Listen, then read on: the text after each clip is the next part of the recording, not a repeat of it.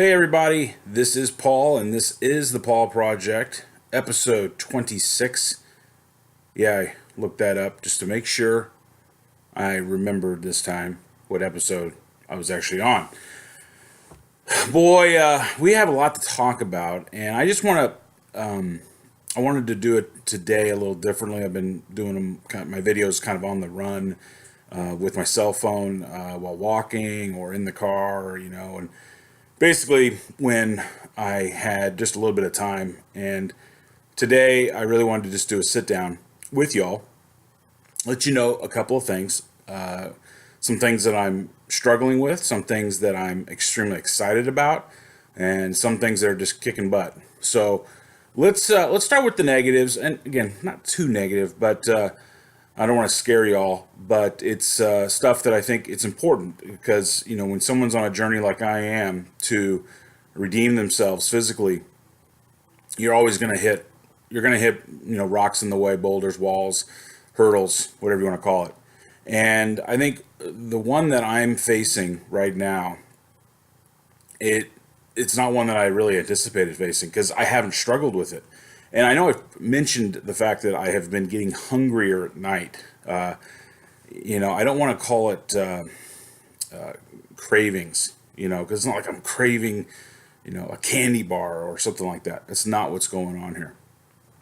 I am burning a tremendous amount of calories. My active and passive burn, I'm able to measure those with my watch. Little Vivo Active Garmin. Check it out. It's pretty sweet. And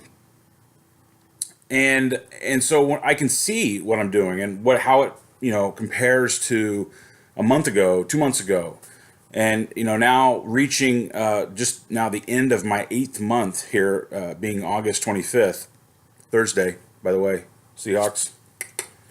Yeah, we got a game tonight, preseason game number 3 against the Cowboys, and obviously it's the final dress rehearsal, really, as you call it. So should see the boys out there, our guys and those boys out there on the field for a good portion of the game. Excited about that. All right, getting back to the Paul Project. The amount of calories I'm burning has probably gone up between 800 and sometimes even 1,000 calories a day more than I was burning just a few months ago. And so after about a week or so of this, because I now walk to and from the gym, it's a mile each way. I'm swimming. The last 5 days I swam, or I should say, the last 4 days, Sunday through Wednesday, I've swam 50 laps each day, plus the 12, walking, running laps I do in the pool. So, let's just call it 50 plus 12 because I don't want to say I swim 62 laps. But still a lot of action in the pool. And then when you add in the factor I'm walking back both ways in this heat and walking briskly, it's definitely a great workout. And so my steps have just been 16,000 a day, and I'm kicking butt. So when you add all that in, I am the power plant is needing fuel. And so I've talked to my nutritionist Kelly about this, and she's been extremely helpful in kind of helping me determine and isolate what the problem might be, so it's easier for me to fight it. But when I get to after eating a nice dinner, geez, pork, any of the things I usually eat, and then to be hungry an hour later. That's not something I've really seen and had to deal with. So it's been a little frustrating because I need to get something in me. It's that bad. And so I have tried to been finding what I was doing was trying to find low calorie options, light. I had got some low calorie popcorn. I'm sure you guys have heard Smart Delight, and it's the smart food thing. It was real low calorie, like 3.5 cups for like 130 calories. And I was looking at it from that perspective. And it turned out that was the wrong thing to do because I need to feel full. And so this is kind of some advice to y'all out there. Don't substitute hunger or cravings for lower calorie foods necessarily. You need to fill those gaps at night after you eat your protein at dinner with a fatty food, a dense fatty food. That will fill you up, make you feel you eat less, but you feel fuller. So instead of eating a popcorn type thing, something that's high in carbs, and that's really what you want to make sure you stay away from.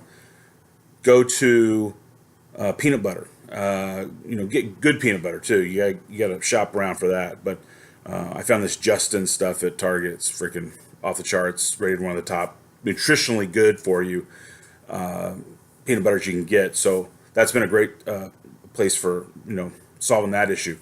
But also like bean dips, hummus, but getting good ones. You got to look at the back. Just advice. And then including in that, I've thrown some hot sauce in there, to spice it up a little bit because I like spicy food, and then dip it with carrots, broccoli, cauliflower, that type of stuff. So you're getting some more vegetables. And I was always kind of scared of carrots for some crazy reason. I thought they were high in calories. They are, just being aware. I didn't want to waste any of my calories a day, and so I kind of thrown like apples, fruit, all that stuff to the side. And so with all that being said, I've kind of brought some of that back in thanks to Kelly, and she's helped me quite a bit understand that I can actually include some of those things, especially in the right place. And so that's what I've done. I've done apples, an apple with peanut butter, dipping it, fantastic, tastes great. And I've actually been lucky enough because my neighbor is in the midst of moving, that they have this massive garden, and they've said, Paul, go to town on it. And I have gone to town on it, and I have, I'll show you some pics here while we're watching this. But I am able to get access to apples, tomatoes, heirloom tomatoes, cherry tomatoes, onions, unbelievable. Everything I love cooking with. So these are places, there are solutions out there for y'all when you're in this scenario. So stay away from carbs. I guess the bottom line, stay away from carbs. Dense fatty foods, good fat though, and that's bean dips, hummus, and peanut butter. Those are good ones to go towards, and then throw a little vegetable in there and or fruit. Like I said, an apple, fresh apples. They're good. So that's really the negative, and I know that's end of the world type stuff, but. I only lost 6.5 pounds the last time, and I don't everyone tells me, Paul, what the heck are you talking about? You lost 6.5 pounds. That's great. It's more than 2 pounds a week on average. But for me, with the amount I work and the amount of effort I put into this, it needs to be higher. And so I think that I lost some in a couple of areas, and I think it was probably the late night carbs. And again, not high in calorie. I was trying to stay under my goal, but those hungers, these cravings, did not assist me the way I thought. So changing that around, we're adjusting. I'm hoping for a bigger number. Now the good news, and getting down to the good stuff here, the Paul Project's next weigh-in is next Tuesday, the 30th. I've got my first appointment with the non-surgical weight loss team over at University of Washington Weight Loss Clinic. Excited for that. I don't even know who I'm seeing, to be quite honest with you, so I can't give you a doctor's name. But should be interesting, and get a little feedback on everything that's going to happen to this point. Plus, I'll get a weigh-in, so I'll know where I'm at. I see Kelly a few weeks after that, and that will be for prior to the other big news of the day, the lake swim, Lake Washington crossing, the ferry called Paul. Ferry, I'm not like a mystical creature or anything, I'm talking like the boat ferries. We're here in the Northwest, and there's a lot of car ferries that go back and forth across Puget Sound and stuff. So anyways, I'm not like some mystical character, but yes, Paul will be ferrying, that's probably a better way to say it, back and forth, well, not back and forth, just one way, and it'll be coming this way from Seattle, Warren G. Magnuson Park to the Kirkland Park, Waverly. So I'll again, there'll be a map here. You can see it in the corner, and it's going to be exciting. I got lots of support teams. I'll have a lifeguard in the water actually with me. Technically, she is a lifeguard, the head lifeguard at the Columbia Athletic Club, and pool kind of like director. She is going to swim with me, and then got a motorboat, and also a buddy is going to just be on like a paddleboard type thing. So we're going to be well equipped for any emergencies, which there shouldn't be. I know we'll have plenty of people there that want to support as well, probably either riding the boat or at the parks themselves. There's actually been some movement on media. I don't have anything to announce firm right now, but there has been some interest. So we may have this may be covered in the media here regionally in the Seattle area. So that'd be kind of exciting. And maybe telling my story can help others. And that's the whole point here: helping others, providing awareness. And I think it's knowing what this battle really is. So many people out there talk about how easy it's just changing a switch, flip a switch and you can do all this stuff. It's not the case whatsoever. And I hope that I've maybe shed a little bit of light on that personally going through it. It's so much more complicated. And I want as I go through this, because I'm still nowhere near my goal, and I always downplay it. I'm happy, but at the same time, I've got a long way to go. So I have to continue to focus on the day to day, hour to hour, checkoffs, and that's what I'm doing. So that's the only way I can do it. I'm sure some other people are different, but I can't do it any other way. I can't think long term. It's all very, very short term. So, anyways, that would be kind of cool, and help others. That's the bottom line. Help myself. Got to do that first, but then my story might be able to help others. So it'd be kind of cool. Workouts. I kind of talked about what's been going on there. I had been really kicking butt in the pool. 4 days in a row, 50 laps. Whew. Yesterday was a very strong day. I got through it like that. One thing that did happen the day before last, and this hasn't happened to me in a long time, but my blood sugar dropped right in the middle of my swim. Like I had, and again, I don't know if you ever suffered from this personally, but when your blood sugar drops, you feel like you have literally, you're going to faint almost. And I've never fainted, but I guess that sensation of just being like almost falling asleep. And then at the same time, like you have no energy, like nothing. It just kind of saps all out of you at one time, like, in a very short span of time. And in my case, it happened typically when I was playing baseball, catching. When I was a kid, it happened, not a lot by any stretch, but every once in a while. And, I'd have to get like a candy bar just and find the sugar, just kind of settle me back, and I was fine. I'm swimming in the pool, and about halfway through, and the same thing hit me. And I was like, oh my God. I asked the lifeguard if they'd just go run up and grab me a protein bar from the club shop, and they did. They're wonderful folks down there. Nick, who I've done a video with here previously, ran up there, got me one, and got the Quest peanut butter and jelly. By the way, delicious. Everything about it on the numbers, carbs, proteins, all that kind of stuff, sugars, was fantastic. Actually, it had very little sugar, and that was the only worry I had after I ate it. It was like, this might not cut it. But I did eat it, mowed it down while I was in the pool. Kind of cool to eat in a pool. You don't get to do that very often. And got that done, and then I continued my swimming. And I got my power, my energy back maybe after 5 or 6 laps. Not the way I would have liked, and it probably was because I had that very little sugar in the protein bar. But just food for thought, literally, quite literally, food for thought.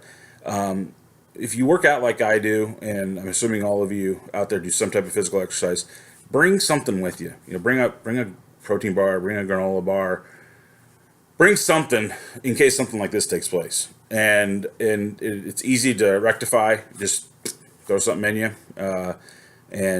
I now for sure will be carrying a protein bar with me at all times, because that's no good to have that. Plus it costs $3, and I buy them at Costco for 75 cents. Yeah, save a little money, a little big. So that's the latest. Excited to go to the doctor next week for the weigh-in and find out what the non-surgical team over at UW has to say about my progress. Obviously, I'll keep filling you guys all in, and we've got the swim Friday, September 16th. Blue Friday, might as well be a Blue Friday. And it will be a hopefully an awesome day. I'm I don't know. I'm worried of failure, to be quite honest with you. Just water's cold, super cold. It's going to be hopefully a little warmer. That's why I waited this long. And the whole Guinness thing. I'm going to have to send in the video of accomplishing this, and then see if they take it. Just because I was outside, I was inside the 12-week period, and I wasn't going to pay $1,000 for them to expedite an application for a world record. But I know it's a world record, and we all know it's a world record because no one's ever done it that's weighed over 400 pounds. So maybe this can shed some light in a positive way. That's the whole point here. I'll keep grinding. I'll keep making the foods. And in fact, that's kind of a PS here today. I had a massive cooking day yesterday. Oh, I made a full 5 shrimp and curry meal. I'll have some pictures here for you so you can see. I made potatoes for my frittatas, Paul's potatoes, that's what I call them. I made this fantastic dinner, just heavy dinner, right? And included some pork chops, which I obviously created some dinners out of for the freezer and put them in put them away. But I made this kind of a caprese salad, but instead of using chicken, I used pork. And then I had burrata cheese. Instead of using basil, I had this like power green salad I get from Costco. I had kale, some Swiss chard, and spinach. And then heirloom tomatoes. Now, the heirloom tomatoes came out of the neighbor's garden, which are awesome. And I cut them up and just made this fantastic meal, and then you just put a little bit of salt, a little bit of pepper, and then over the top, all that you put like a tablespoon of balsamic vinegar, and that's kind of like the base of your plate to kind of just move everything around in. And whoa, great meal, satisfying, very low calorie, and lots of good nutritional value all the way throughout. So that was kind of cool, and it was hard night last night, but. Standing for almost 3 hours cooking, but got a lot of good stuff out of it. And my freezer is packed. I've got all the food I need for a good couple of weeks right now. And that's good. I like to not have to worry about those things. So when I'm working as hard as I am, I have everything planned, or if I don't have them planned, I can just easily solve them when I need to get a meal in me. All right, I've talked long enough, but I hopefully have given you insight as to what's going on here at Camp the Paul Project for Miano, Paul Beyer, and we'll just keep battling. But you know where to follow me. Check out Twitter at the Paul Project #1, also on Facebook and YouTube, same name. Obviously, my personal account is pbizzle, PBIZZEL on Twitter, and you can also follow that on MyFitnessPal if you want to get the 50-yard line seats. That's to check out all the what am I doing daily, grind, food, and numbers, all that neat stuff. Other than that, back to work, I guess, huh? And of course, go Hawks. Thanks again for all your support, folks. You guys are all wonderful, and keep it up. And share these videos. Let's get this to the people that really maybe could benefit from this, not just those that are cheering me on.